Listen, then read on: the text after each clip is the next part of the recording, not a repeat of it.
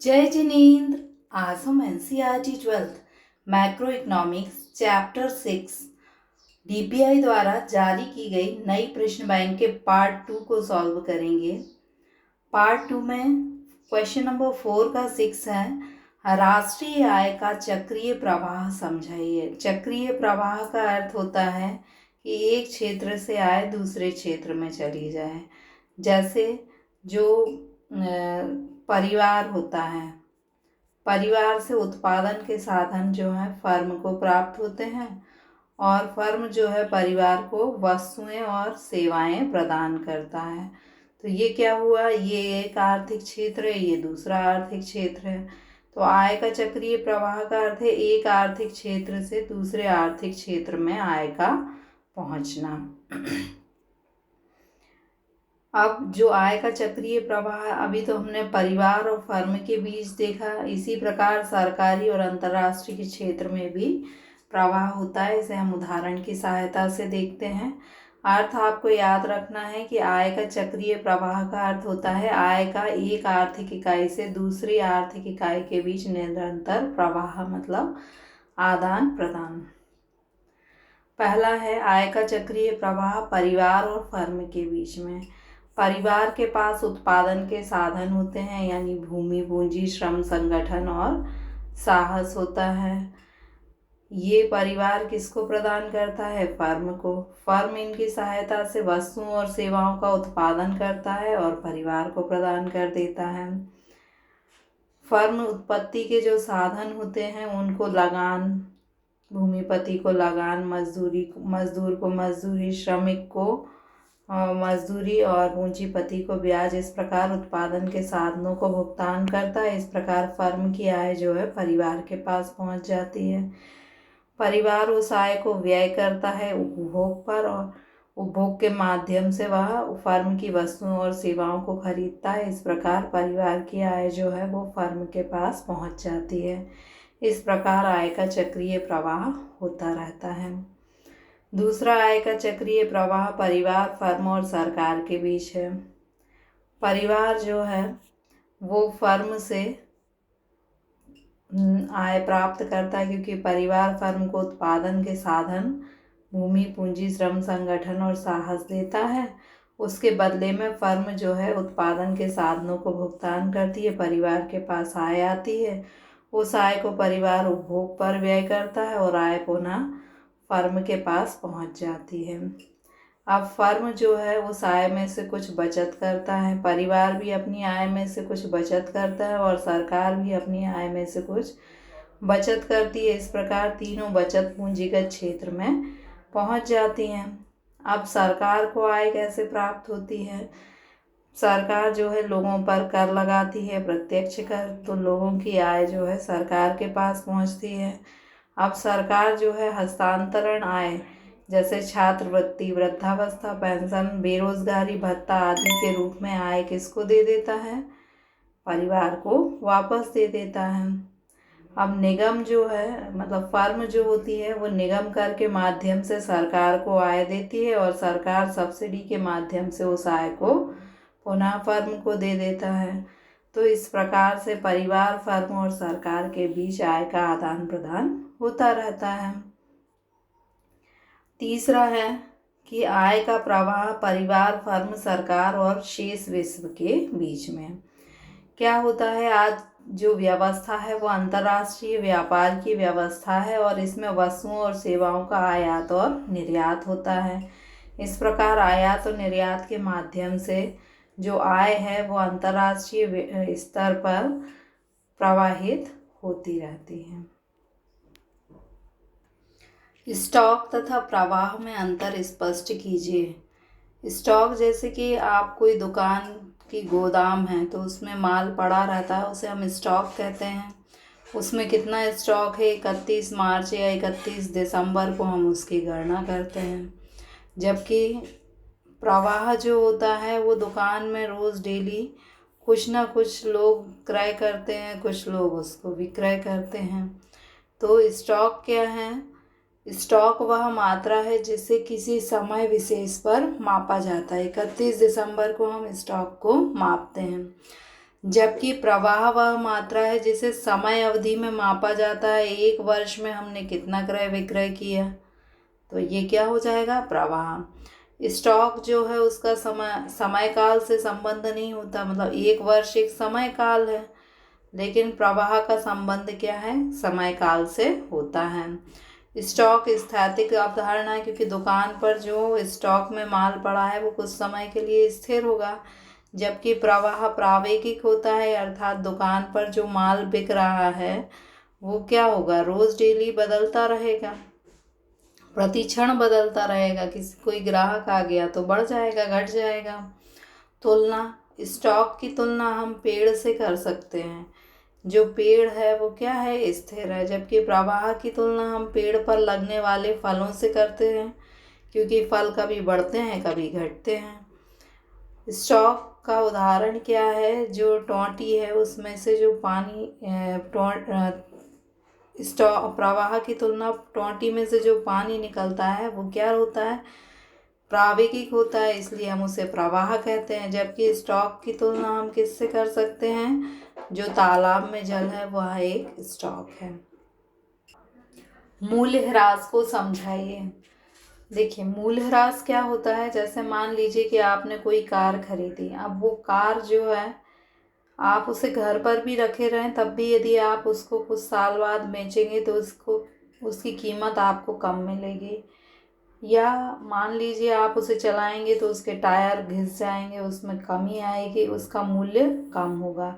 तो मूल्यह्रास का मतलब है बस जो अचल संपत्ति है उसके मूल्य में कमी आना। ये कार क्या है, कार है, भवन है, ये सब अचल संपत्ति होती हैं। तो मूल्यह्रास क्या होता है, अचल संपत्ति के निरंतर उपयोग के कारण इन परिसंपत्तियों के मूल्य में धीरे धीरे जो कमी आती है उसे हम मूल्यह्रास कहते हैं।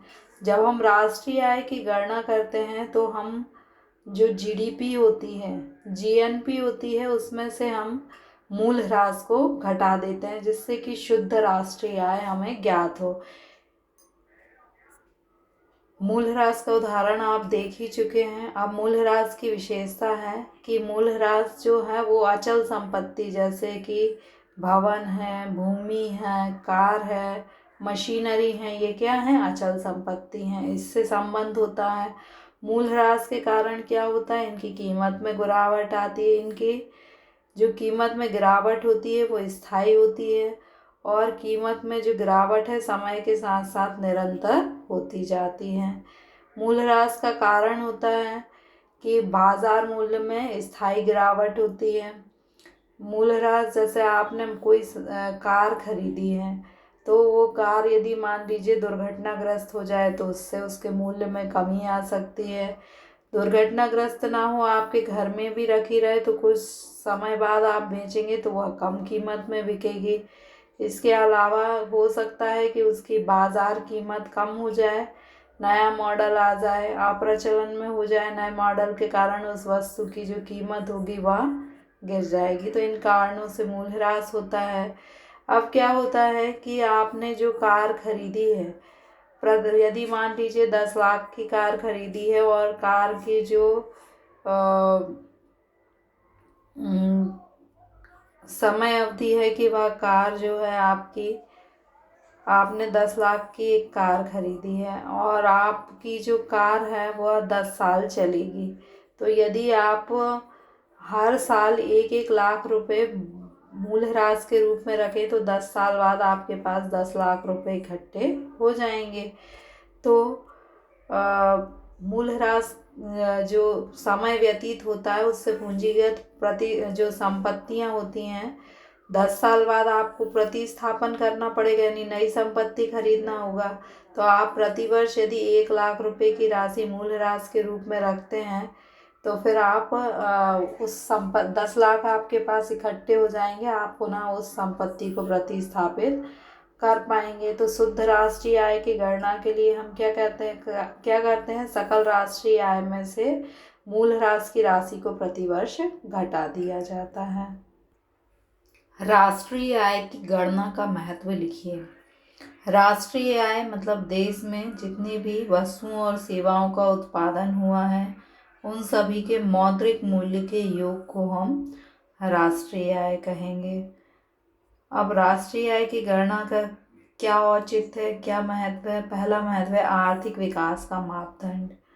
अब दो देश हैं, एक देश की जो नेशनल इनकम अधिक है और एक देश की राष्ट्रीय आय कम है, तो हम किस में आर्थिक विकास अधिक मानेंगे? जिसकी राष्ट्रीय आय अधिक है उसका आर्थिक विकास भी अधिक माना जाएगा, और जिस देश में राष्ट्रीय आय कम है उसका आर्थिक विकास भी कम माना जाएगा। जीवन स्तर का सूचक, जिस देश के लोग विविध प्रकार की वस्तुओं का उपभोग कर रहे हैं तो उनका जीवन स्तर ऊंचा समझा जाएगा, और जिस देश की राष्ट्रीय आय कम है तो लोग कम वस्तुओं का उपभोग करेंगे और वहाँ पर जीवन स्तर भी नीचा समझा जाएगा।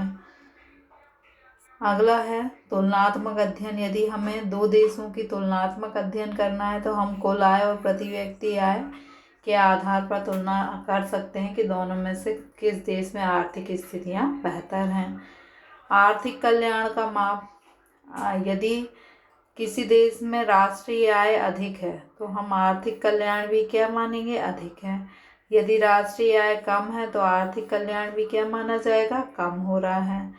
आर्थिक नीति के निर्माण, सरकार जब रोजगार, साख, बचत, विनियोग संबंधी नीति निर्माण करती है तो राष्ट्रीय आय के आधार पर ही करती है। अगर सरकार बहुत सारे लोगों को रोजगार प्रदान करना चाहती है तो अगर देश में राष्ट्रीय आय अधिक होगी तभी लोगों को रोजगार प्रदान किया जाएगा।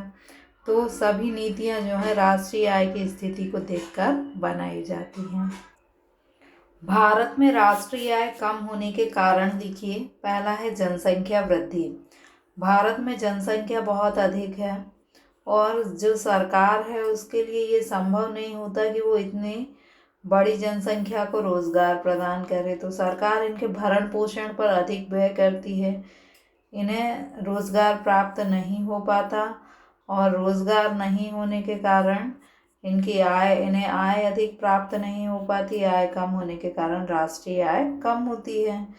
कृषि पर निर्भरता, हमारी जो खेती है वो आपको पता है कि खेती जो है मानसून का जुआ है, यानी खेती किस पर निर्भर है? वर्षा पर निर्भर है। तो 71% जनसंख्या तो कृषि पर निर्भर है, 12% उद्योग और 17% सेवा क्षेत्र पर। सबसे ज़्यादा जनसंख्या कृषि पर निर्भर है और कृषि जो है अनिश्चित है, इसलिए जो किसान होते हैं उनकी आय कम होती है। आय कम होने के कारण राष्ट्रीय आय भी कम होती है। पूंजी की कमी, अब हमारे देश में जो लोग हैं उनके पास पूंजी जो है वो कम है। पूंजी कम होने के कारण वो किसी काम धंधे को कम शुरू कर पाते हैं, यानी विनियोग कम कर पाते हैं। अब पूंजी कम होने का कारण क्या है कि बचत कम है।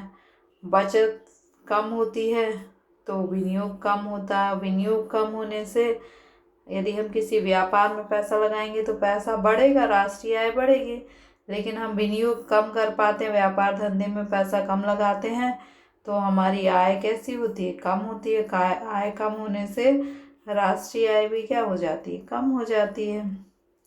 तकनीकी पिछड़ापन, हमारे यहाँ जो है कृषि, उद्योग, सेवा क्षेत्र में जो तकनीक यूज़ की जाती है वो पिछड़ी हुई है, और पिछड़ी हुई जैसे कृषि में आज भी कई क्षेत्रों में हल बैल से खेती की जाती है। अब तकनीकी पिछड़ेपन के कारण उत्पादन जो है वो भी क्या होता है? कम होता है। उत्पादन कम होने के कारण आय कम होती है। आय कम होने के कारण नेशनल इनकम यानी राष्ट्रीय आय भी कम होती है।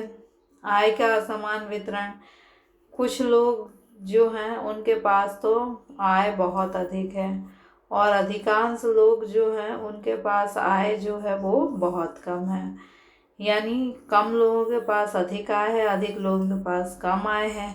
तो ये जो अधिक लोग जिनमें क्षमता थी कि वो साधन का अच्छे से प्रयोग कर सकते थे, उनके पास साधन ही नहीं है, और कम लोगों के पास अधिक साधन है, इसलिए जो देश के संसाधन है उसका अच्छे से प्रयोग नहीं हो पाता। अच्छे से प्रयोग नहीं होने के कारण लोगों की आय कम है, और आय कम होने के कारण नेशनल इनकम यानी राष्ट्रीय आय भी कम है। भारत में राष्ट्रीय आय में वृद्धि के लिए उपाय, यदि भारत में राष्ट्रीय आय में वृद्धि करना है तो पहले आवश्यक है कि देश में जो भी प्राकृतिक साधन है, जैसे वन है, भूमि है, खदान है, सभी का उचित उपयोग किया जाए। यदि इन सभी का उचित उपयोग होगा तो उससे क्या होगा कि भारत के जो लोग होंगे उन्हें इनमें रोजगार प्राप्त होगा। रोजगार प्राप्त होगा तो उनकी आय में वृद्धि होगी, और आय में वृद्धि होने से राष्ट्रीय आय में भी वृद्धि होगी। जनसंख्या वृद्धि पर नियंत्रण। देश में जनसंख्या बहुत अधिक है। यदि जनसंख्या वृद्धि को नियंत्रित कर लिया जाएगा तो सरकार के लिए ये संभव होगा कि वो कम जनसंख्या के लिए आसानी से रोजगार उपलब्ध करा पाएगी, जिससे लोगों की आय में वृद्धि होगी और राष्ट्रीय आय में भी वृद्धि हो पाएगी। बचतों को प्रोत्साहन।